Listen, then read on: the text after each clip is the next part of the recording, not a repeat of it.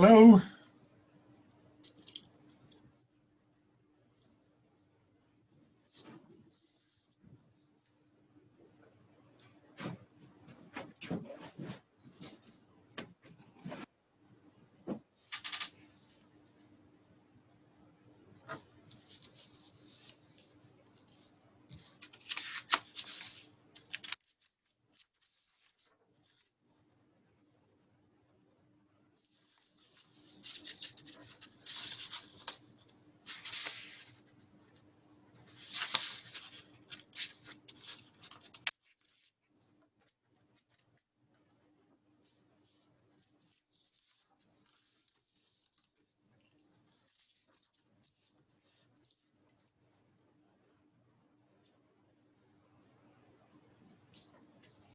Good girl, Susie.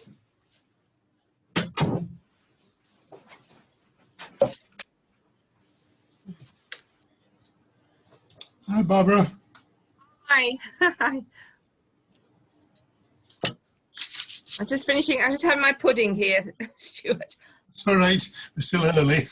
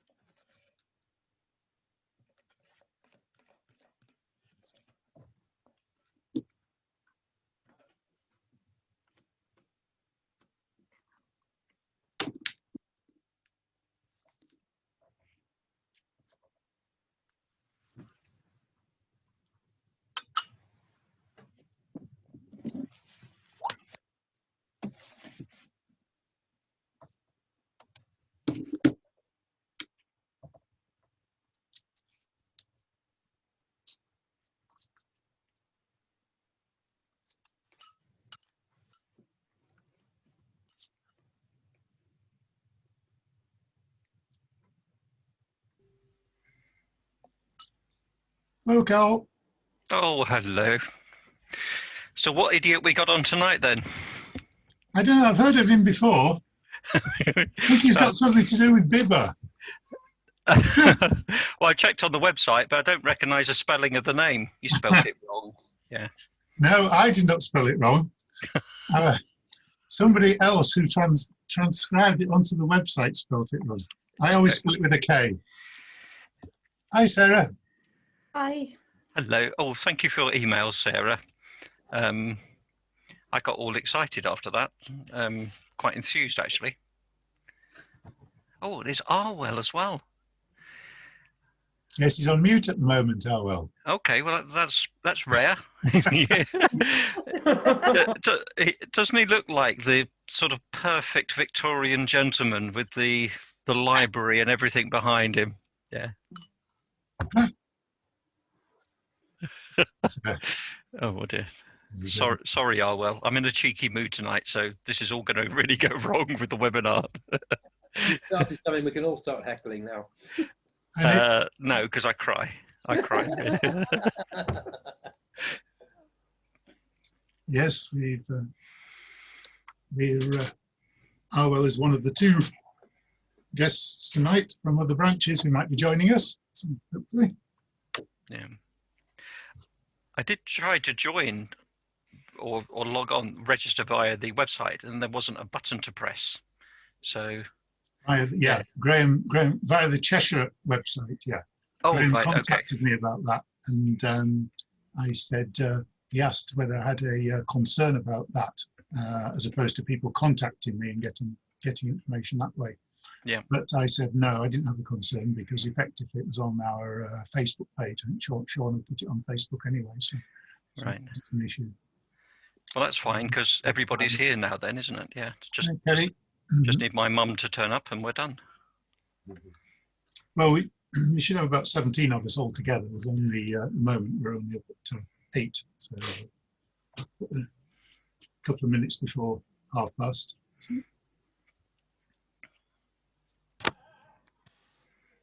Hello. Hiya. Sorry. Right, got lights and that, yeah. What I will do when a few more are on, Carl, I'll hand over the hosting to you. It's okay with you? Oh right, am I meant to do something tonight then? Yeah, okay. Yeah. Makes it easier to, I think you're very familiar with Zoom, probably more familiar than I am. Yeah, it's averaging 4 or 5 a week at the moment. And more practice than I have. Well, yeah, it doesn't make me perfect though. I don't do much of the presenting, so the sharing screen and everything sometimes gets a bit fussy for me. Well, I saw saw your BIBA webinar on Saturday for the prospective new beekeepers. Okay. Where you were, well, I know you were not giving the webinar, but no, just helping facilitate it. Yeah. Just give it another few minutes. And we got 12. All right, it's coming.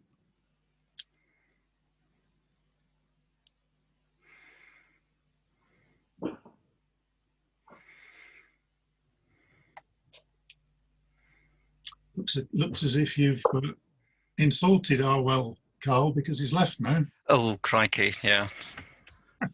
I think Arwell is quite resilient, actually. Yeah, so he's got a positive demeanour to him. So yeah, like I said, I'm in a cheeky mood tonight, so maybe that's not so good. Yeah. It's Bob I'm scared of, actually, because he always asks good questions. Yeah.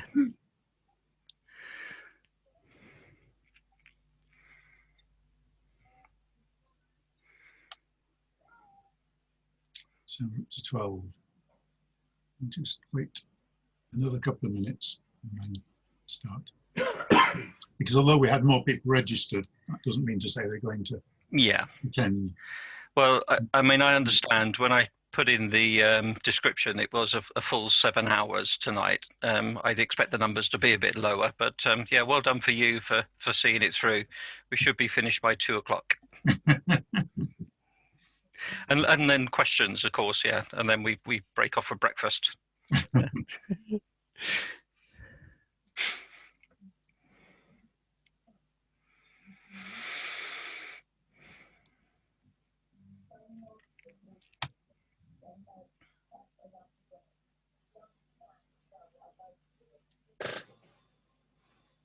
Would you mind if I ask Steve a question? Not at all, Bob. Steve, I don't know if you guys know it, but Steve lost 3 beehives in the floods. They told us. Well, I told the committee anyway. Yeah. I just wondered how it's going on. The waters had subsided on Thursday, enough for me to go down in my wellies. And the frustrating thing is the cluster was still tightly packed in the middle, and there was plenty of honey which just fell off the frames. So they were, all 3 of them were strong and with stars, and just gone. So nothing survived. Yeah, I've lost some to the floods as well. It's horrible when that happened. I had a catastrophe last year. 46 I lost. Wow. including the whole hives being swept away. Yeah, this is just literally, you could see the boxes are just floated into the corner. Yeah. Two of them were still stuck together. I mean, the middle one of the three is the Welsh bees, and they love the propolis, and the boxes were still stuck together. You know, even the crown board, so they'd encapsulated themselves almost in their own little boat, but they just floated off. When the farmer whose field I've got them in rung me, I rung Bob to see what the best thing to do. And Bob said, "You get in there." He says, "I'll." This is Bob. "I'll come down." He says, "If I have to go in up to my waist, I'll come and help you." Oh, Birds. yeah. Very good. I Anyway, went into welly level and then a bit higher, and then I turned around. Yeah. This was 4 foot of water. Yeah. There was no way. Yeah. When I got there, you could see they were all just floated off. They were. Yeah. Really sorry. Yeah. anyway, let's get going, because we're 3 minutes past the official start time. So, welcome everybody, and particularly big welcome to colleagues who are joining us from outside the Mid Cheshire branch area as well. It's nice. Tonight we've got Karl going to give us what is essentially our first talk of the year, because although it's our second meeting following the AGM in January, it's the first talk of the year. And as I'm sure all of you know, Karl is a very experienced beekeeper and very big player in Bibber, and who themselves hold an awful lot of very, very helpful and informative webinars, which information can be easily got down off the web. But Karl's going to talk to us tonight on resilient bees, and just as the conversation that we were just having, resilience, one form of resilience is obviously, can they overcome floods? But Karl's going to expand on what he means by resilient bees. So what I will do is I will now try and just hand over the hosting of this to Karl and leave it in his capable hands. Okay, thank you very much, Stuart, and welcome everybody. I hope you're all comfortable. I'll rattle through. There's a few of us, but not many, so that's actually really nice. It's the very first time I've done this presentation like this. I prepared it a long time ago, around about 5 o'clock. So we'll see how it goes. He says if I can find it, yeah. And bang. Wake up. Hopefully everyone can see that, yeah? Yep. Okay, brilliant. Well, I've always been interested in sort of resilient bees, never really understood what it meant first of all, but it sounded good. So, but you can't go and buy resilient bees normally, but everyone sort of advertises that. So I thought I'd try to give you a bit of a story about how I ended up starting with bees and here tonight, basically. So in terms of resilience, it's a word that once you get used to it, it's actually quite a powerful word. People can be resilient. Certainly lockdowns and COVID and not being able to go to bee meetings are sort of testing the resilience of most of us. Businesses can be resilient. I really feel for the restaurants and shops that are all having to shut down, and hotels. I mean, the overheads they've got to endure, but no income. Absolutely nightmare. And the bees can be resilient as well, unless you submerge them completely, like we were just talking about. Bees can potentially bounce back, but for me, the whole subject of resilience started with tomatoes. Okay, and we know what tomatoes are. So you'll find there's a theme coming on this, but it'll make sense. So I've always wondered if tomatoes could be resilient. I like tomatoes. I like bees as well. Is anyone here still harvesting their tomatoes?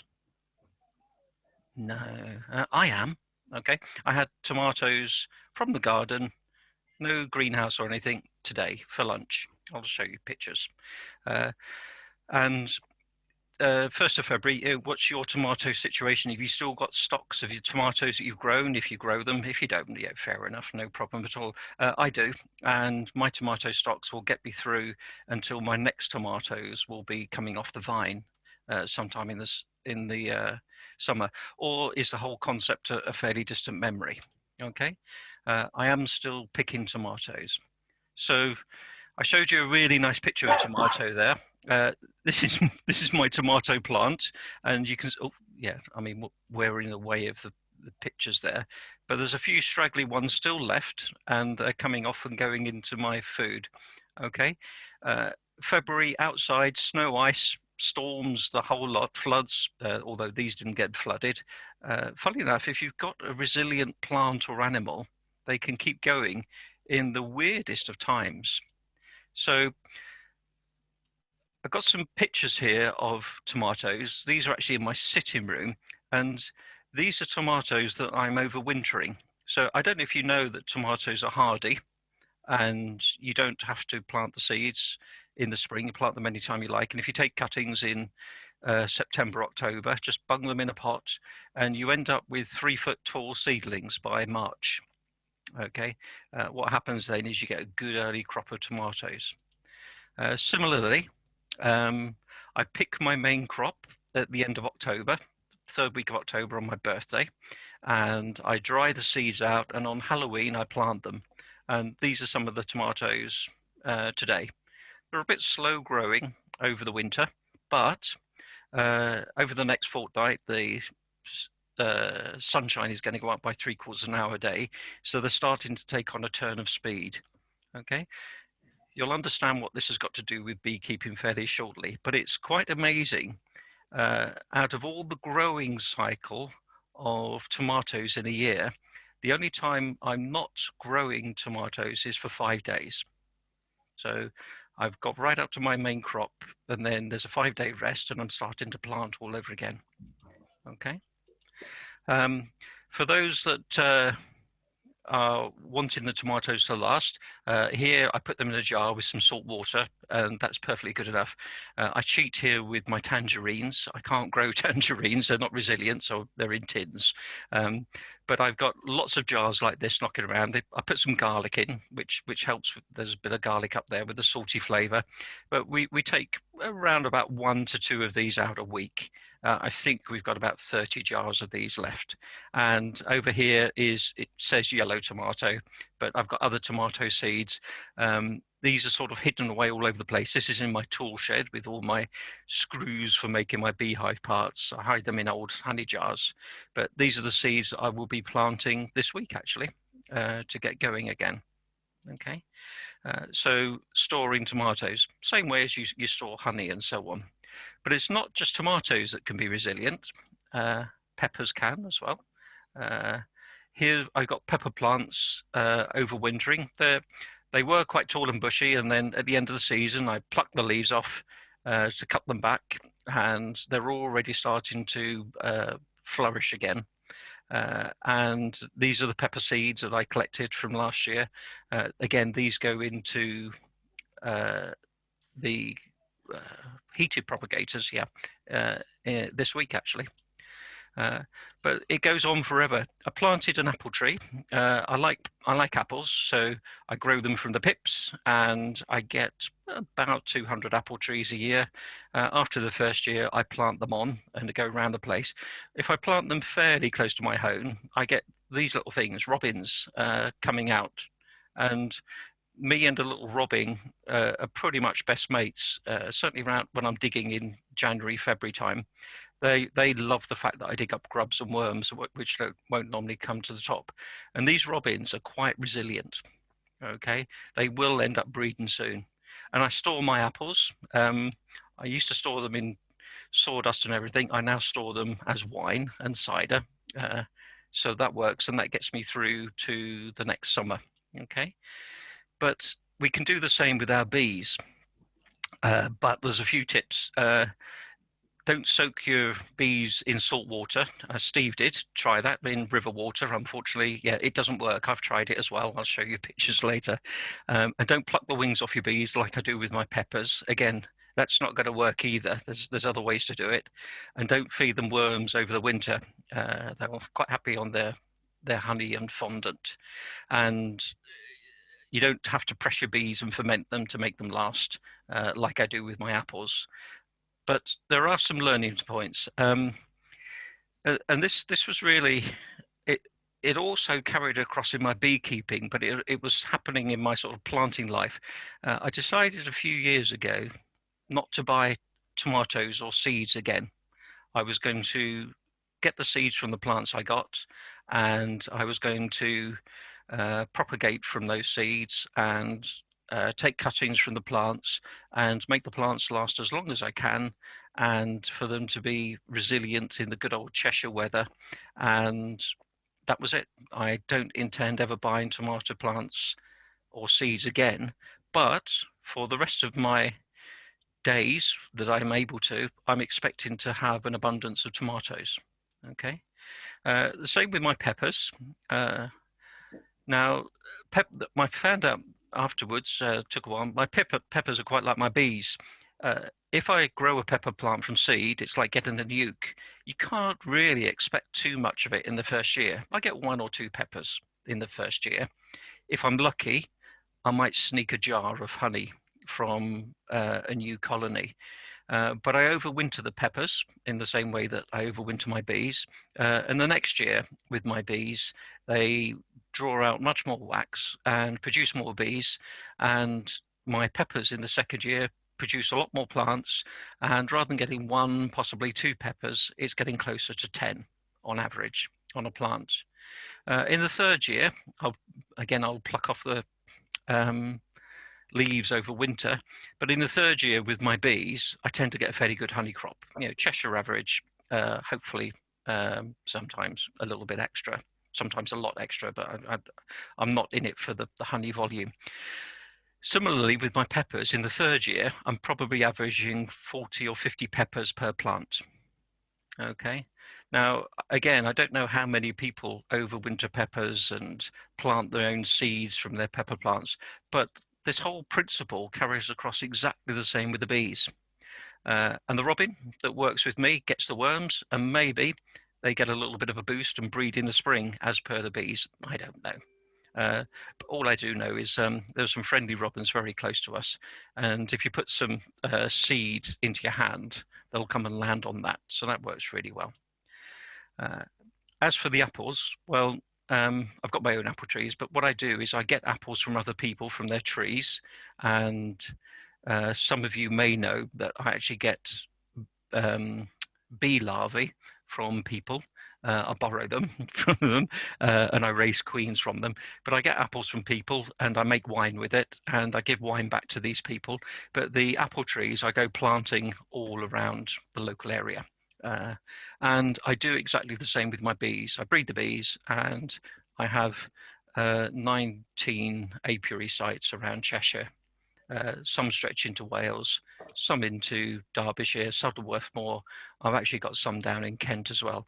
I'm slowly building up to 300 colonies, because once you get into raising your own tomatoes or peppers or apples or bees, it actually gets quite easy after a while, but it helps if they're resilient.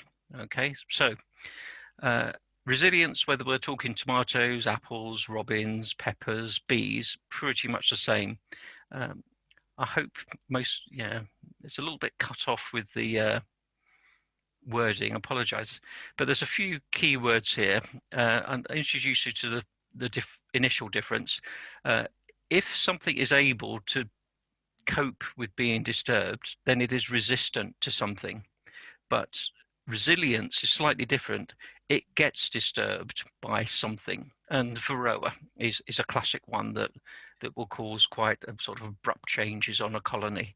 But so does partial flood damage. I must admit, catastrophic flood damage is irreparable, but being able to recover for some kind of disturbance is having resilience. So that's the start of it. So what is a disturbance? Well, Steve, yeah, I know what it feels like. Here's my back garden. There's a brew box under there. This is another brew box on top. This is a nuke under there, drowned completely, and that's the rock on top of the nuke box. I couldn't get to them in time because the river's flooded, so I know exactly what it feels like.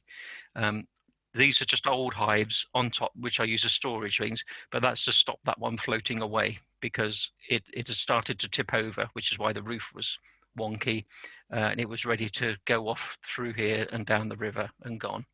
Okay, but ideally they disturb. So if we look at this one, for example, you know, we've had the snow, now we've got the floods. This is the hive after the tide had gone out. So this is the line it got up to. This is the main brood area. So this is where all the bees were living and were quite comfortable prior to the flood. What we had here as well is something called a Morris board. I won't go into it, but it's a way of rearing queens, and the queen rearing happens up here. So this is all empty in the winter. But this predominantly was all bees, and this predominantly was all honey. Now, my bees in this case were very lucky. They managed to work their way up to this section and survive. If this level had gone up to about here, which is only another couple of inches, there wouldn't have been enough space, and I would have been exactly the same situation with Steve. The difference is this is one of my breeder hives, so this is some of my favorite bees, my most resilient bees, the bees that I will be making queens from next season. If these died, this would have been a real setback for me. Some of these I've been choosing the best ones for well over a dozen years now.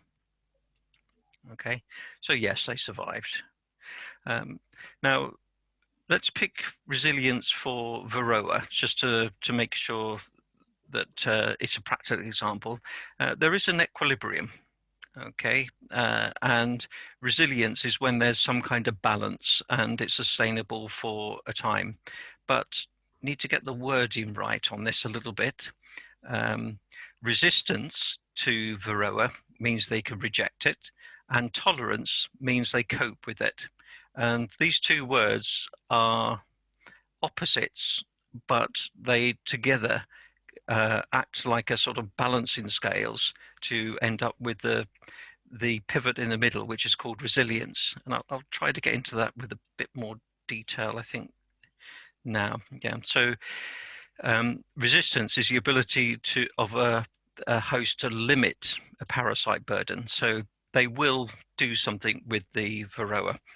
People think that they've got resistant bees. I've been all over the UK and I've talked to lots of people and shared videos and photographs with them.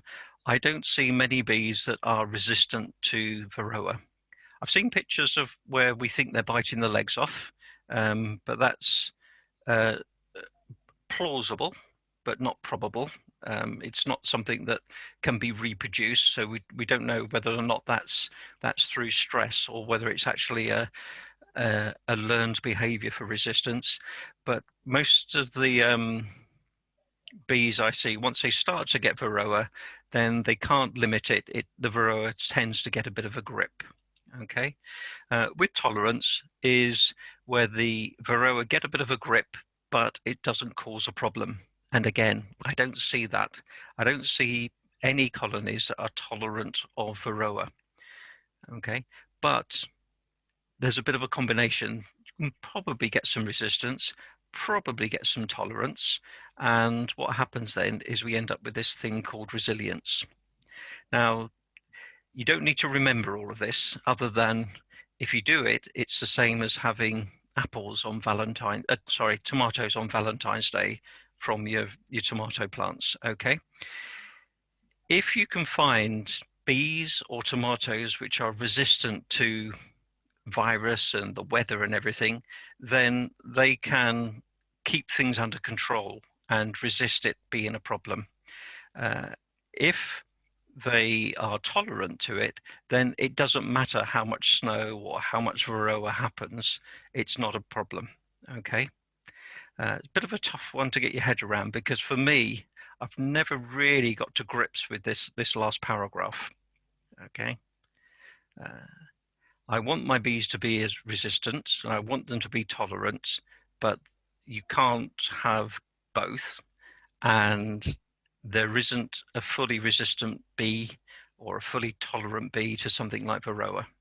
It just doesn't exist unless you talk about the ones in Asia, but they've got a very special relationship with the bees, which means that they have a 1 day shorter pupation cycle, and that doesn't allow, sorry, with the Varroa, 1 day shorter pupation cycle, which means that it doesn't quite allow the Varroa to mature, so it doesn't go through a full breeding cycle. Now, my bees, as with my tomatoes, I'm able to get them through the winter with minimal stores. This year, I took the liberty of feeding them sugar syrup. It's the first year I've done it in 17 years. The reason for that is that I was making lots of splits during the summer, and the previous winter, I had a bit of a mishap in early September, and I just made loads of nukes, and they starved to death because I was doing late nukes and I didn't prepare them for the winter. So this year I had a bit of a go at preparing a few for winter, but most of them I let them overwinter. The easy way for me is very easy, is that the first super of honey on the hive is theirs, and anything beyond that I can have first dibs at if I want to. And there's a couple of approaches. I either take it off as and when I feel fit, or I leave it on there. So sometimes I'll have 2 supers of honey on there, but what I do is I use it as a store, and then if I find another colony during the winter's running a bit short, I'll borrow some honey from those ones. Okay, so if you have a big colony and a prolific colony, and I've nothing against the likes of buckfast, but they are hungry and prolific, you will need to make sure they've got adequate stores to get them through the winter. And as soon as the weather starts to turn like it is now, just starting to get lighter, the queen will start laying, and the bees get very hungry once they start creating larvae again and breeding. The other thing that I try to find with my bees, if they're coping with Varroa, the trick is not to just treat for Varroa, but to try to monitor it. It's hard.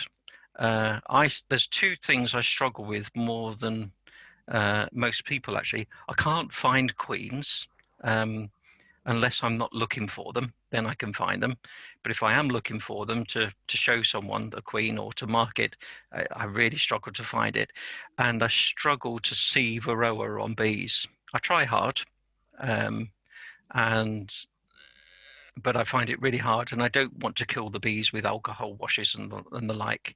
I do try mite drops, and some of it's simple as just putting an A4 sheet of paper in and then just looking at it a couple of days later. That gives me a bit of a clue. But also the bees start eating the paper. But I let my bees have a bit of stress with the Varroa, and I want to see how they get on with it. Cheshire weather, we get dearths of the June gap. I get it around my area, and I've also got some bees where there's oilseed rape, so it's an absolute glut and a really wonderful time for the bees, but for the rest of the time it's a desert and they struggle. The oilseed rape fields I've got them on are over 90 acres, and then after the sort of 3-week wonderful time with the flowers, it's pretty much a desert for the bees. But the bees should be able to deal with it. Those bees that are locally adapted and used to dealing with the wonderful Cheshire weather can cope and don't need propping up. However, you do see, if you get the messages from the National Bee Unit, there are often starvation warnings during the summer and even the autumn, where some bees, particularly the ones which are more prolific in nature, don't have enough stores to get them through just a few weeks or even a bad week of weather, or when there's gaps between the nectar cycles. Okay. The weather and the seasons, very changeable. I think my bees are locally adapted. If they seem to come through what we've had now, snow and rain and dull weather for a long, long time, then I'll be wanting to breed from those. If they're struggling, then I'll probably not want to breed from those. And by default, I'm going through some kind of sort of process where I'm picking the better bees. I do exactly the same with my tomatoes and my apples and my peppers and even the robins. Okay. Now, one thing about gentle bees, I do like gentle bees. If some of you have got buckfast bees, they are probably the most gentle bees ever, certainly in their initial generation. Afterwards, they can get a bit feisty. What I do like is for my bees to be okay, unless I provoke them. And the way I provoke them is either by dropping a frame, and then I'd expect a reaction, or if I'm in a rush and I'm trying to pull a frame out fairly quickly, and I'm rolling the bees over, and that gets them agitated, and they come out and they're defensive. Now, you may say it's better to have gentle bees than ones that get a little bit spiky if you mistreat them a little bit. What I do find, though, is that my bees don't really suffer with wasp attacks. They will fend off the wasps if the wasps are coming into the hive. Again, I help them a little bit sometimes. I stuff some grass in the entrance just to narrow it down, and that means that my bees can be more defensive against intruders wanting to come in and rob from the hive.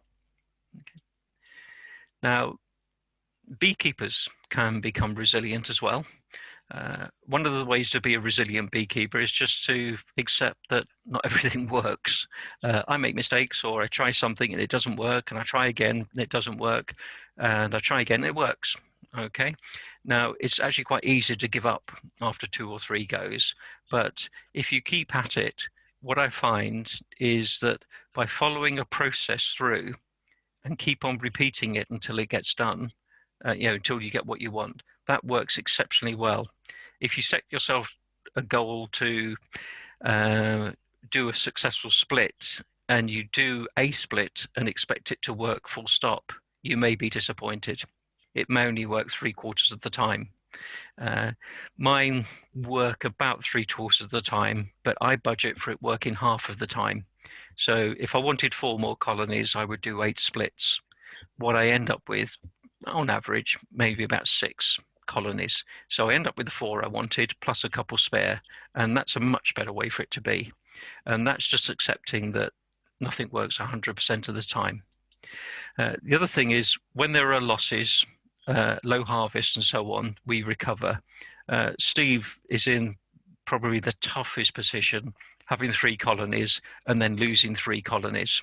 It's a heartache, because to go from that down to 0, you've got very few options. If you'd gone from 5 down to 1, he's got something to build from. What Steve does have, however, is comb in there with honey, and he can get that cleaned out, and chances are it could well attract some scout bees and possibly a swarm in the spring anyway. And I've done this before, where I lost lots of bees last year. I stacked the boxes up of all the ones with nope,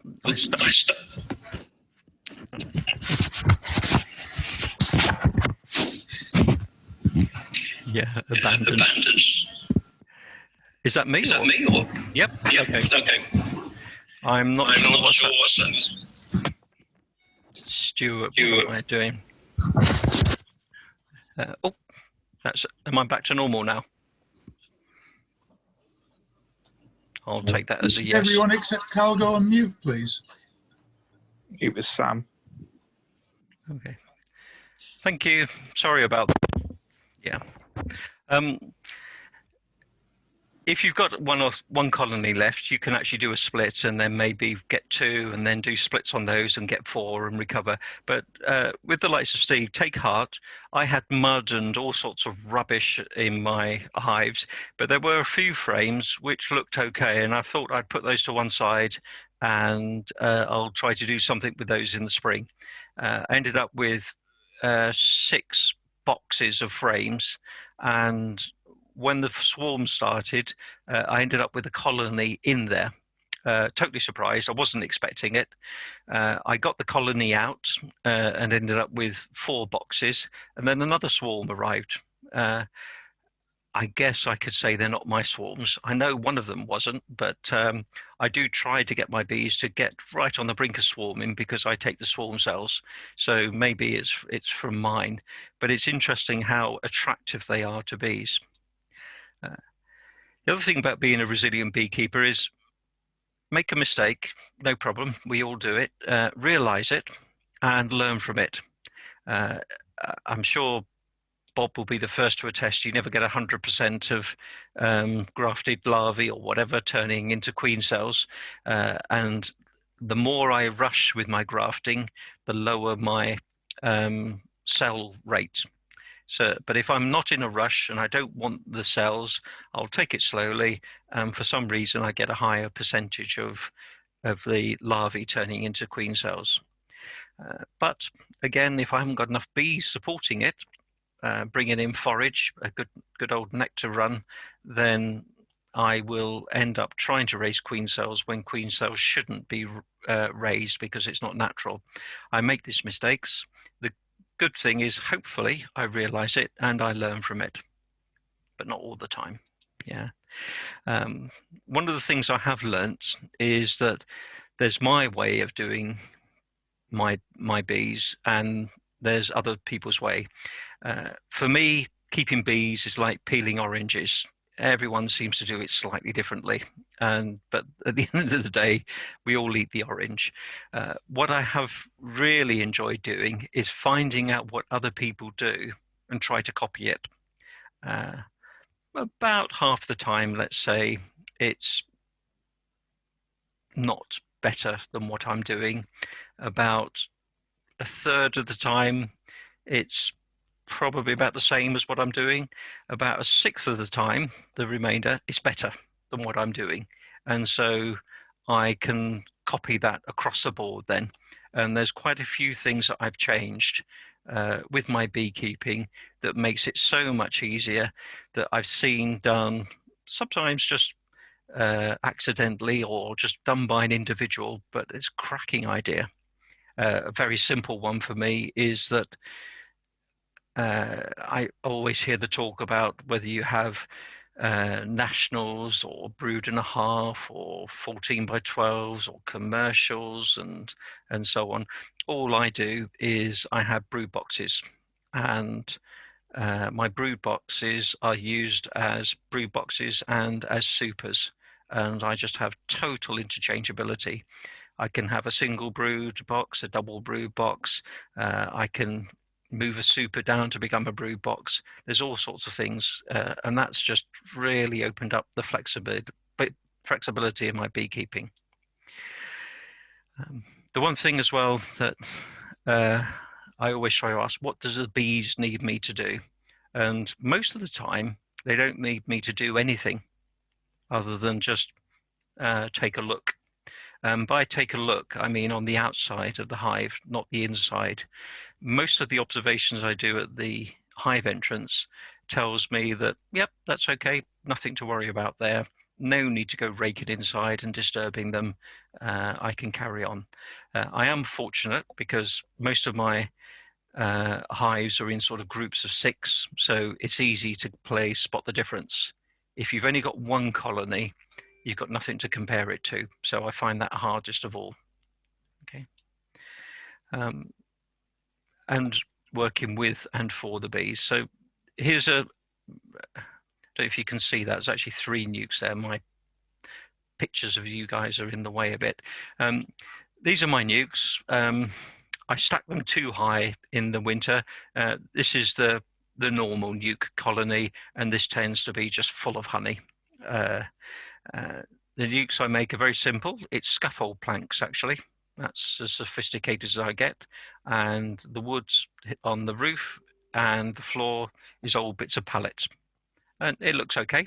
The actual wood thickness here is getting on for double normal national wood thickness. It's 36 millimeters. And it's that sort of halfway house between a wooden hive and a poly hive. and it's slightly edging towards being a bit more like inside a tree. But the bees tend to like it, but I have no idea what's going on inside. And when the weather's like this with the snow and ice, I so want to check. Are they alive? They got food stores, but there's just silence. Not a dicky bird. I do cheat though, and I hope you can sort of see this. This is a couple of nukes. Yeah, I don't always put the roofs on the right way, but this is what they look like to me. Here's the entrance. Here's the entrance. There's nothing, and I don't know if they're dead or alive. Sometimes, and I know you shouldn't do this, bang on the side and have a listen to see if you hear, but I don't always hear that. I've got this cheaty camera thing here, a heat camera. The orangey glow is actually heat that's risen up from the bees. So it's telling me that heat is being generated. Now, apparently a colony of bees produces about as much heat as a 20-watt light bulb. These are nukes, so perhaps it's only a 10-watt light bulb, but it's enough to see some heat up at the top of the colony. Not so easy to make out here. It's a bit lighter here. If you look around the other side, you can see more orange. You can probably see an orangey blob here. This tells me how big my colony is and where it is. So it's an acceptable size, and it's still down in the bottom. It hasn't yet gone up into this area, which is just full of honey. So I know that the food stores are going to see that right the way through to the spring. From the outside, I see nothing. I just hold this camera thingy up against it, and it tells me they're both alive, they're both healthy, the colony sizes are okay, they're clustered, and they got food stores left. Okay, that's how I sort of help my bees. I can do an inspection without ever having to open them up on the cold days. Don't buy one of these cameras though, they're really expensive. Now, there are a few things about getting resilient bees, and I'll just rattle through them. It's a little bit dry, this section, but the bees will sort themselves out. The law of survival of the fittest comes into play here. Those bees that live through the winter and are hardy will get through in the spring, and hopefully you can rear queens or do splits with those. Obviously the ones that die don't make it, so this is just this law of natural selection. There's also the artificial selection, and this is where you make the decisions. You decide what you like on your bees, and you can like anything from the color, the temperament, the honey productivity, how gentle they are, perhaps how many bees they just generally produce, and how pleasant they are to be around. Whatever you want, you can find those, and you decide on what good characteristic is for you, and you reproduce the bees from that.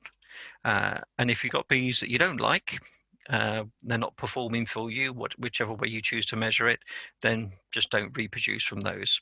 Knock those queen cells down if you can. If they're producing, if you put drone comb into these colonies, the bees will tend to lay all the drones on that drone comb, sort of the second comb in. You can take the comb out, whiz it in the freezer. There's a few things go on there. First of all, it helps reduce your varroa count, and secondly, it stops drones from your less desirable colonies going out about, flying around the neighborhood. One of the cheats I do is I try to put extra drone comb in my colonies with good characteristics, and once they're laid up, I move those over to these colonies. So the queens don't really get the message to lay drones in these less desirable colonies because they've already got a frame of drones. And I end up with good drones from this colony and good drones from this colony going into this colony as well. So I double up, and that helps with artificial selection. Some people call it sort of drone saturation and so on. One of the things is as well to try to find an equilibrium.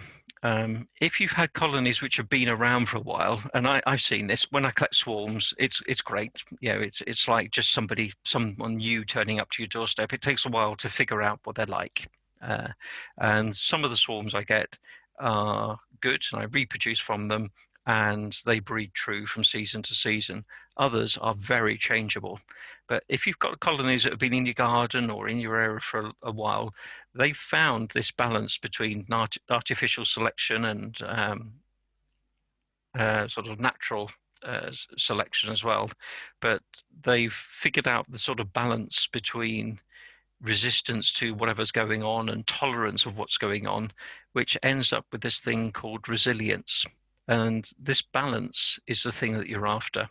So somebody that's been keeping bees for a while, Bob mentioned something the other week that he's not losing many bees over winter. And I really admire that. And it's a result of not luck, that's something going on there.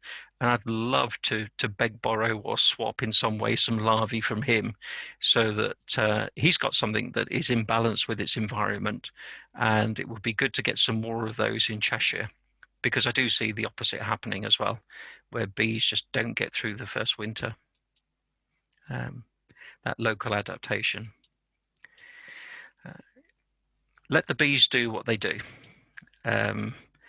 Bees will rob, they will fight, they will hunker down. Some have no idea. They, you know, in good weather or bad, they will go off to try to find nectar, because perhaps where they came from, they've got no real concept of having rough weather in the summer. I've got nothing against Italian or Greek bees. It's just they're not used to having the sort of weather that we enjoy. Someone said that the Greek bees in particular, and their concept of winter is December and January, and the other 10 months are summer. Whereas good old English bees, we get 11 months of winter, and then we get July. That's our summer, isn't it?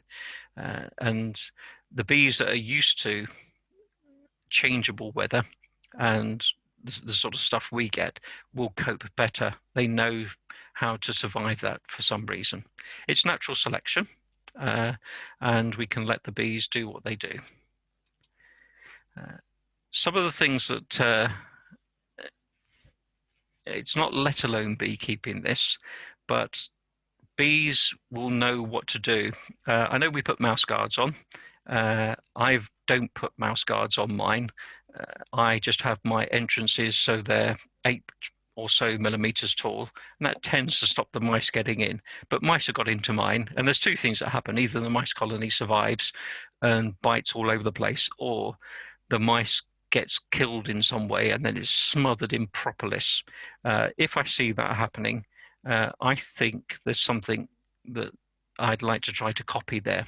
Doesn't necessarily make it right, but maybe those bees are defensive enough to decide to give any threats from mice a bit of a run for their money.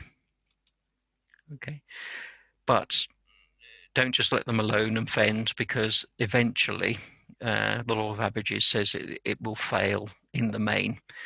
Intervene if you have to, not just because you're trying to mollycoddle them, or not just because it's, for example, the first week in January, therefore I do a trickle on my Varroa. Try to only do it if it's needed. Bees are complex systems. Yeah, we've got the honeybees, the nectar, the honey, the pollen, the Varroa. There's all the other stuff growing in the hives, certainly in the floor, in amongst all the poop on the floor that's there. Can get quite an interesting little mix of creepy crawlies going on. And it's not just Varroa. If you've got Varroa and you've got wax moth and you've got some chalk brood going on, these things compound very, very quickly. It's probably like, you know, we could probably cope with somebody pushing us a little bit. We could probably cope with somebody sort of kicking us at the back of the knees to try to get us off balance.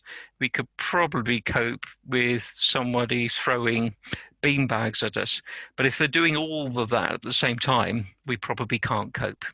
And it quickly goes downhill. So there's a lot going on, and it only needs 2 or 3 things to be going wrong at the same time. Really tough for the bees to deal with it. I'll try to explain this picture. Oh, crikey, yeah. This can get geeky, but I won't let it get geeky. Vertical transmission is doing things by swarming and by swarming or artificial swarming, you create brood breaks, which actually starts to make controls on Varroa. These sort of things are good. Try to reproduce what the bees would be doing normally. We don't necessarily want them to swarm, but we can do the artificial swarm process. I always split my bees each year, and it stops the I moved the queen and A-frame across to another colony, a nuke, and it's very frugal doing that. Yeah, it's there's not much there, but the rest of the bee has to raise emergency queen cells. That queen's got to be hatched, fight it out amongst some others, then get mated, and then start laying. That's quite a lot of time, and the Varroa have a tough time in that period. That saves me having to treat. The problem areas are horizontal transmission of pathogens. If there's drifting going on and robbing going on, then bees are going in and out of other colonies, and this is how Varroa can quickly cause problem. This photo here is from a guy in Wales, a guy called Selwyn.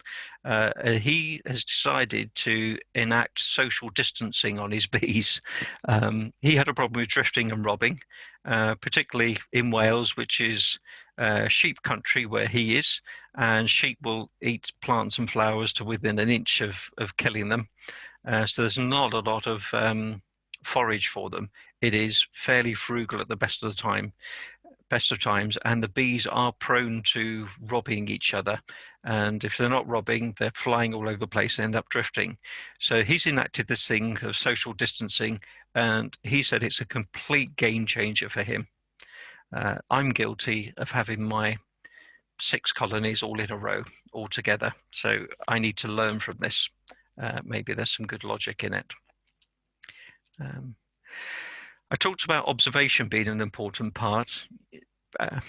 I heard it said, I've never quantified it myself, but it'll cost you a jar of honey every time you peep into your hive in terms of lost production.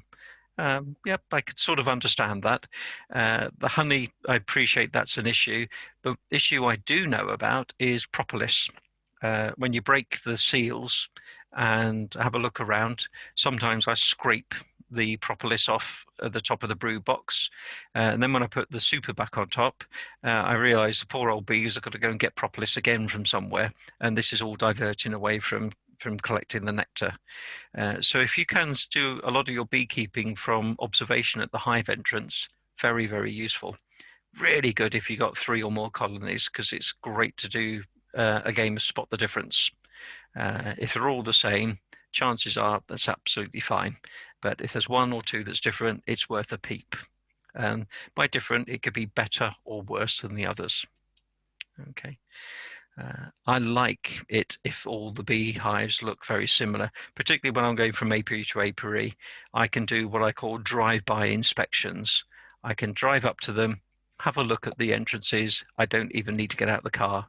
I'm happy with that. Go to the next one, look at the one over there, looks a bit odd. I'll have a look inside. Very, very useful. And I tend to find things. Maybe they've just swarmed. Maybe they're battling with something. Maybe I had put some new frames and foundation in and they haven't drawn it out, and then they're drawing it out and it's all over the place and they've just filled it with nectar. So there's no brood. So the colony ends up being smaller than the others. It's quite easy to figure it out. Again, mistakes I make along the way. There's a few things you can do as well. By all means, treat for Varroa if you want to, but if you treat all the colonies all the time, what happens is that the non-resilient bees, the bees that can't fend for themselves, that haven't got much resistance or much tolerance, they're kept alive, and they will produce drones and offspring, and they will breed. And so maybe we're trying to keep non-resilient bees alive. It's up to us. Give them a bit of tough love, not too much though, because it may kill them. Drones will spread whatever attributes you've got of a colony. So if you are propping a colony up, and I've been guilty, I've had a colony that was so spiteful I could barely get into it, but I persevered and thought I will raise new queens from it and see if I can breed it out over 4 or 5 cycles. It got better, but not good enough. But the problem I had was that the drones were affecting all the other bees around me. And they were actually spreading that problem. So I was trying to get one colony to be better, and it was actually making the other 5 or 6 in the apiary worse. Okay, so I need to work with these drones and get rid of them from time to time. If you can treat less and intervene less, then the bees will be under a little bit more pressure for them to look after themselves, and it's what they do best. Bees have been around much longer than us, so they can deal with it. The Varroa is a problem because when it came in 1992, the bees had no experience or instinctive reaction to it. Those days are gone. It's 3 decades later, and bees are either getting learned behavior, or the bees that are really not able to deal with Varroa have died out quickly, and by default, slowly but surely, the bees that we've got left are the ones that are a bit more able to deal with Varroa. One of the signs I see is more free-living bees, more bees in trees around Cheshire. So feral bees, wild bees, call them what you like. I call them free-living bees. It's bees which are completely unmanaged. And yes, I have seen beekeepers that have got free-living bees in their own hives where they just don't touch it from year to year. I've helped someone this year that had a heart condition and said he hasn't checked his bees for a while. When I talked with him, he had his heart condition in 2015. So he'd not been into his colony at all. It was a mess inside, but the bees were in good condition. The drone was, sorry, the brood area, the comb in there was black, and there was sort of evidence of some disease there, but not that it was anywhere near overwhelming. But the bees were surviving, absolutely surviving. He hadn't treated for Varroa for 5 years, and they'd had a tough time. They had Varroa, but they were living with it. So I took some larvae from that one. If you find that there's free-living bees in trees and they do swarm, try to grab hold of it. There's some magic in there. Bob probably does it as much as I do. I've got access to a cherry picker thing that throws you up in the air, so I'm able to get quite a lot of bees that are inaccessible to normal people, particularly in trees. I really struggled to go up some trees to try to get bees out of a hollow in a tree. It's the devil's own job to do that, because you have to sort of let go to get your arm in or fingers in, or to open up the gap, and then you're ready to fall off. But with the cherry picker, it's worth looking at. One of the things I do notice, the bees tend to be a bit smaller, although there's a big caveat here. I've been told that I went to a tree and they said, yeah, they've been living that tree for 20 years, and I got really excited. But when I had a look inside, it was quite a big hole. It was a long slit so you could put your hand in, and I got some of the comb out, and luckily as well I got the queen, and the queen had a red dot on her back. So yeah, probably bees have been living there for a long time, but bees come and go, and these weren't free living bees. These were just relatively recently swarmed ones. There are more free living colonies around.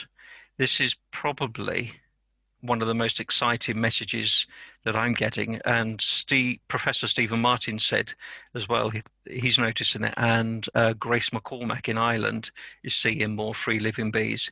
It appears that the Varroa isn't killing them off either as frequently or as quickly as before.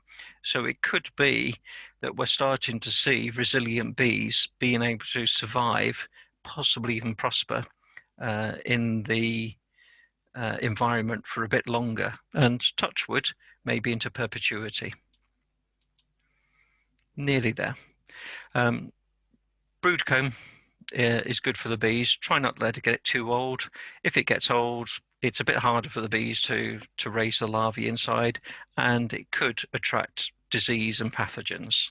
I think the game plan is, they say, to swap it out every 3 years or 4 years. It varies slightly. I've just got a simple trick. Around about swarm season each year, I would ideally take out about 3 frames of brood to make a nuke, and put in 3 new frames, and that way over the course of 3 or 4 years they've all been swapped out, and that works for me nice and easily. You can put the foundation into a brood box, and that's great. What I have noticed is where I put it into supers and it draws it out, the supers are drawn out much more evenly and consistently. And when I move that down into a brood box, they lay those up much better. If I put them down into a brood box, they don't necessarily build them up. And if they do build up the comb, they may well just, in fact, yeah, I might have it here, they may just fill it up with nectar and you end up having no more brood in there. But quite often they leave it because there's not a good flow on, and the bees, because it's in the brood box, climb all over it, makes it a funny shiny sheeny color, and they're not really interested, and they start chewing holes in it, and then it all goes random after that. So good brood comb is great for the bees. Don't leave it in too long. If ever you wanted to have a go at putting a brood box above a queen excluder to draw out some comb, that can be incredibly useful for doing swap outs in your brood boxes, and straight away the bees can start laying up, so you don't miss much in terms of the production of baby bees. Bit of summing up, it's just a case, not just a case of leaving the bees to get on with it. Probably they'll die. It may take 1, 2, 3, 4 years, but probably they'll die. And it's not a case of just treating them whether they've got issues or not, because perhaps some of those that should be dying or struggling, and you don't want to raise more queens from them, they end up being as good as the other ones because they're being propped up, and they're not the ones you want to have resilient bees in the area. If there's a way of being a little bit less generous on your treatment of bees, you'll see which ones are coping and which ones aren't, and try to raise more bees from the ones that are coping. They will fend for themselves, but they will need help if you want to save the colony. I find it really hard to let a colony die. Really tough call. But yeah, not good. Now, I see lots of pictures of bees. The classic ones I see where it's just wall-to-wall brood. That's fantastic. It looks great. What my favourite sort of shape is this crescent, where you've got the worker larvae in here, a few drones down at the bottom. Okay, a play cup, nectar. Pollen often around this edge, and then honey and nectar around this edge. This is a kind of sort of classic shape. If you dig into a chimney pot or a tree, you see this quite often. And for me, this is probably the epitome of resilient bees. If I wanted to make a nuke and I wanted to use a 1 frame for a nuke, this probably has it all. It's got sealed brood, it's got food, it's got very young larvae dotted around the edge, it's got pollen, and it's got nurse bees. And I could put this single frame into a nuke box and have a fairly good chance of raising a new colony from that. So to me, that's what good looks like, but it's not what people necessarily advertise as what good looks like. This is resilience, where there's an abundance of reserves. They're focusing on what they need to do, but they're not making stupid amounts of bees that would just chomp through all of this in a very short order of time. So back to my tomatoes. I said I bought some tomato seeds once. So I bought some bees once, and bees were expensive when I bought them. They were, well, it was £100 for a nuke then, which was a crazy price 17 years ago. It's even worse now. So a bit like my tomatoes, I don't buy them. One of the tips is if I was trying to breed my tomatoes from ones that don't do well in the UK or F1 hybrids, I'd have no chance. Okay. Perhaps my only downer on things like a buckfast is they are hybrid bees, and it's very unlikely, unless they're surrounded by similar hybrid bees, that they will breed true in the next generation. In the same way, if I had hybrid tomatoes or peppers, the seeds from them won't be worth anything to me. Okay, my tomatoes and my bees overwinter well. They give me a good harvest. I get a swarm of tomatoes each year, and hence they get into jars, and we've got a dehydrator. And what's good for me is that the seeds breed true from generation to generation. And that's exactly what I'm aiming for with my bees, that the bees, which are the offspring from a colony, are very similar to the ones which they've just come from. The law of averages doesn't say they'll be identical.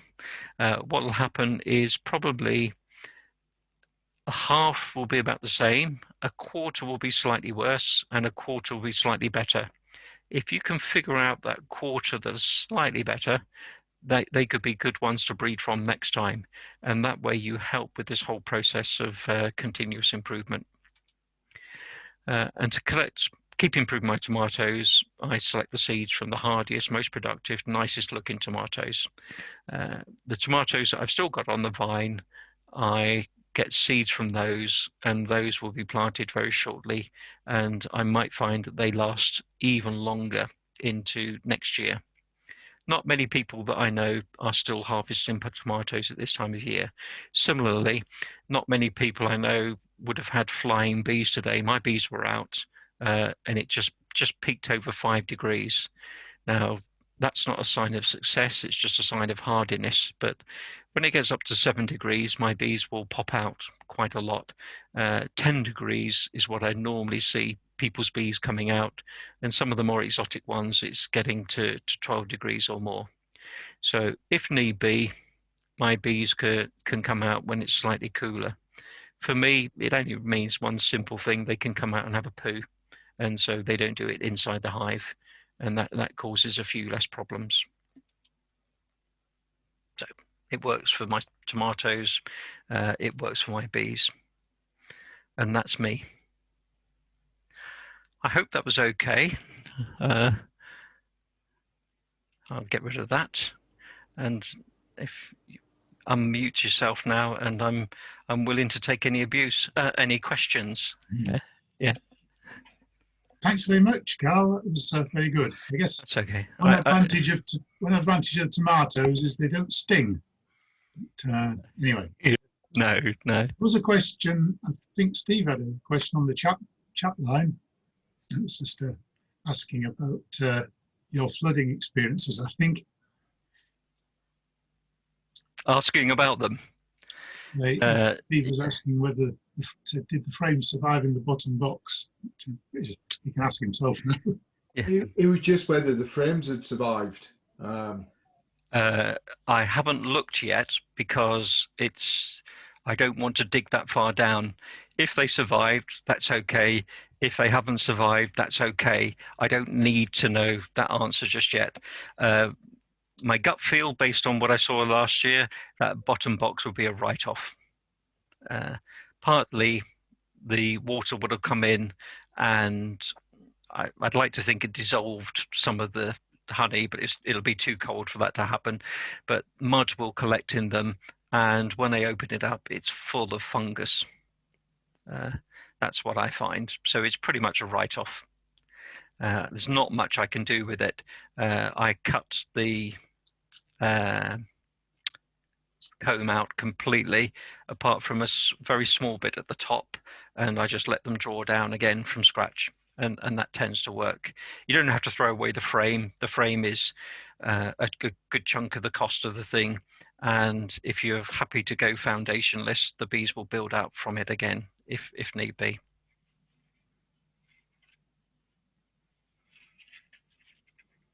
Okay. Carl, when you were saying that you thought that the bees drew comb better in supers than in the brood, essentially. Yeah. That, of course, that's great for your system because the supers and the brood are exactly the same dimensions, aren't they, in your system that you operate? They are. Yeah. Mm-hmm. Yes. If you have smaller supers, which 95% of people do, what I would suggest on one of your colonies, let's say you got 4 colonies, on one of them you have a brood box above the queen excluder and just give it a go. Try to treat it as a super, and worst case scenario, it ends up full of honey. You can have a go at extracting it if it fits in your extractor, or you could actually just store it to one side and pop it into your colonies at the winter if some of them haven't prepped up okay, or in the spring if they're a bit short of food. One of the things that I find useful though is if you're making a nuke, you can pop a frame or two of the either drawn comb with nectar in or drawn comb with honey, and that's the food source for the bees for the next few weeks while they get themselves established. So it's up to you. It's worth a go. I didn't realize how much the bees walked over brood foundation. They I mean, as you can imagine, with in a brood chamber, the bees are just crawling over it all the time, if only just to get up to the super as well. Whereas up in the super, they're just up there to deposit the nectar and they're back out again. So there's very little traffic above the queen excluder other than the stuff that's directly needed. Whereas down below, they're feeding the bees constantly and doing all the domestic chores of cleaning out and polishing and so on. So it does mean that it takes longer on average to draw out a frame of brood down in the brood chamber, sorry, a frame of comb down in the brood chamber than it does to draw out a frame of the same size comb above the brood chamber. Just something, observation really. Yes. What I've done is I've made some 5-frame nuke boxes. Brilliant. No floor, no lid. And I put those above the supers. And of course, it means that you've got brood frames that you can lift because it's not too heavy. Yep. But you've also got a store of comb if you need some frames. Yeah. If you need some food, you know, and it means that if your brood box, well, I'm using National, but if there's too much stores in the brood box, you've got somewhere to put it. Yeah. You know what I mean? I do, exactly. There's magical things you can do with that approach. If you've got a couple of brood boxes and they're the same sort of size as Ian's, the two nuke boxes side by side can end up being the same size as the brood box. So it just sits on. And if you do that, it's wonderful because not only can you just put it anywhere and use it as a super and they draw it out and it's easier to make a nuke, you can actually effectively for a while run a like a double brood setup where you've got a brood box, then you've got the 2 nukes on top, and as long as the queen is laying eggs and larvae in all of them, it's a little trick you can do by lifting one of the nuke box and putting a piece of plastic sheet or cling film down and then put it back down, and the queen pheromone doesn't come up anymore. And they think they're queenless, so they raise queen cells in one of the nukes. And after a day or 2, you take the cling film out and they finish raising the queen cell off. So effectively you're getting a nuke raised in your normal brood box. And that's the best of all worlds because the bees just feed it copiously. But yeah, if you have nuke boxes. I'm a great fan of nuke boxes. I've got 120 of them. If you do have two nuke boxes and they fit onto a brood box, it's a perfect way to store them, perfect way to get them drawn out. It gives you flexibility, particularly if it's a prolific colony. Steve, if you're getting going on your bees again, getting nukes drawn out is always a bit of a back marker. Obviously, if starting from flat foundation is really hard work for all bees. But yeah, great trick, Ian. I applaud you for doing it. It's a wonderful way to store them as well. Yeah, Carl, I actually, they're not my only three. I've got quite a few more. It's just I hate losing bees, full stop, especially when they go in such a nasty way, which they obviously did. But I've just got a mate of mine. He's building me 6-frame nukes that are stackable. Yeah. So from the hives that I've got, well, from my other hives that I've got, I know which one I'm going to pick, and I'm going to start stacking so that I can get them drawn out quickly to replace the 3 for the guy in the farmer's field that I had to get back up to the level that I currently have. Yeah. So. I have my nukes going as double deckers quite quickly. I have a 6-frame nuke. I think I showed you those ones overwintering where they're too high, but during the when there's the nectar flow, I guess it's called in the swarming season, I will let them build up into a double nuke. So it's 12 frames. So it's just like a normal brood box. And as soon as they look busy in both of them, I just split it. That's the approach. That was why I was querying about the frames, because brood frame, already sort of built out is great to have. So I've just lost 36 frames of it. That's quite a big loss. And I was hoping you was going to say, oh no, it'll dry out, it'll be fine, they'll clean it up. But I think it was wishful thinking that. If you were flooded by the Dane, which I think you would, the amount of sediment in there, clay and mud, is quite a lot. If it wasn't by the Dane. Where I have it is at the bottom of the hill. Right. It had come in from the road and it had come down the hill and just got nowhere to go, so it just went up and up and up and up. Okay. There's actually nowhere near a river. That was the bizarre. They've been there 2 years, never had a problem, and just had nowhere to go. A lot of it came off the road. Okay, well, you may actually be lucky then, because water is partly a problem, but it can dry out. It's the dirt, for want of a better word, but the soil, the nutrients, the other minerals that come in, that's a breeding ground for fungus. Wet then dry, not so much of a problem.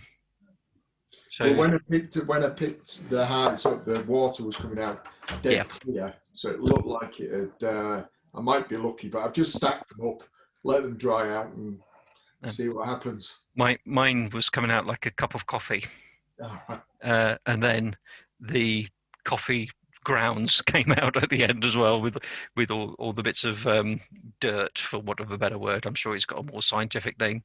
Oh, well, he's being politely silent on this one. Thank you. Yeah. The soil remnants and stuff that's the bit that causes the problem. There are a few tips, Steve. By all means, have a go. Dry some out. You'll see if it's growing fungus or not. You can cut most of it out and leave just a remnant at the top. If you've got nuke boxes and there are other beekeepers with hives around, you might want to sort of sneak a nuke box close to them, which may attract a few scout bees and a swarm if you're lucky.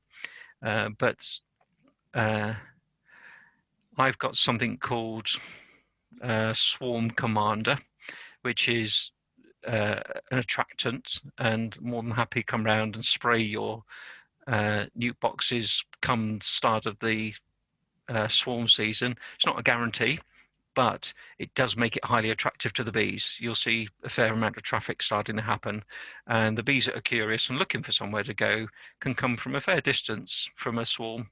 And if you live in a built-up area? Yeah, I actually have a couple of swarm boxes. I've got one on top of the garage, and one out in the countryside. I've never been lucky. I've sat and watched them and seen lots of interest, but none of them have actually resided yet. I use lemongrass wipes. Okay, yep, that works. The Swarm Commander has that in, and a few other things. So it a little bit more produces the sort of queen type pheromone. What we can, you've got my contact details. We can bob out and maybe visit them and start spraying it. It gives you a bit of hope, but no guarantee.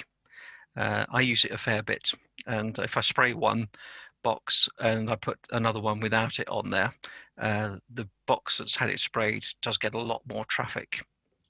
Yeah. Okay. Any more questions? Anybody? Thank you for your patience and tolerance. Sorry to talk about tomatoes and robins and apples and peppers, but the principles are exactly the same. Absolutely the same. I was quite, well, yeah, I was delighted really, because I can understand tomatoes, and as Stuart said, tomatoes don't sting, but I don't necessarily understand bees as much early doors. However, I can get much better progress with bees because I can breed 3 or 4 generations in a season, whereas with my tomatoes, probably 1 or 2 generations in a season is the best I can do. I hope that was of interest. Just before you go, Carl, I'd be really sad. I brought my peppers in for the first time. Normally, I just let them go to the outside. Somebody suggested bringing them in. All the leaves have fallen off. Is that a good sign? I pulled mine off. I was told you pull the leaves off, and they will, once they start to get the sunlight back on them, they'll start to grow. Probably not for saying in a public arena like this, but if you pee into a watering can and put lots of water in, they love the early nitrogen, and that boosts the leaf growth. But I won't say that out loud in a public area. Yeah. I haven't tried it yet because they're in my sitting room, but it's sort of tempting to give it a go. Yeah, Penelope gets it. My wife doesn't. Yeah, my wife hasn't seen the sense of humour of that. I had a bang on the head, and I lost my sense of smell and taste before that got a popular thing to be doing. And so it doesn't matter if it all smells of weed to me. But yes, yeah. Hey ho. Good on you, Steve, because the principles are the same for your bees and your peppers. Yeah. Good. Okay, thanks very much, Carl. So if we can all just sort of say thanks to Carl the usual way. So just, thank you very much. Very good. I'll just say that in a month's time, on the 1st of March, we're going to be having our beginners evening, which is going to be quite an interesting experiment, given that it's going to be a virtual event as opposed to a face-to-face event. The committee are discussing the exact format of that at the moment, but I just want to spread the message as widely as possible. If you do know anybody who's thinking of getting involved with beekeeping or would like to get some questions answered before they start, then please encourage them to come along to that, or to enrol for that. It's getting pretty widely advertised, and as I said, the exact more details of that will be appearing on Facebook, and hopefully a website as well, which Mid Cheshire will hopefully have up and running fairly soon. So thanks, everyone. They've now put our events on the Cheshire website now, haven't they? Yes, it took a little while, but got them on there. Yeah, last. But, we're even mentioned under events now. I mean, this is. I'm just talking about, obviously, by personal contacts as well. Anybody who might be having an interest, because obviously somebody over the garden fence, or somebody, I can't say somebody down the pub because nobody's meeting anybody down the pub at the moment. But, anybody that you happen to know who's thinking about it, then please encourage them to come along. Yeah, I get phone calls from first-year beekeepers saying this has happened, that's happened, or what do I do? Around about 80% of them aren't members of a beekeeping association. Some of them don't even know it exists. Sometimes I help by mentoring them. I even pay for them to join, just to try to get them into it. But yeah, it's quite quite shocking how many people are just willing to watch a few YouTube videos and get going and hope for the best. And that's the way I tried. It doesn't work, or not very well. Yeah. Yeah. No. We're all different, aren't we? Okay. Yeah. Anyway, thanks everyone. Yep. And, good luck for the new season. Yeah. Okay, thank you. Good night, everybody. Bye. Thanks, Carl. You. Bye. Thanks. Honestly.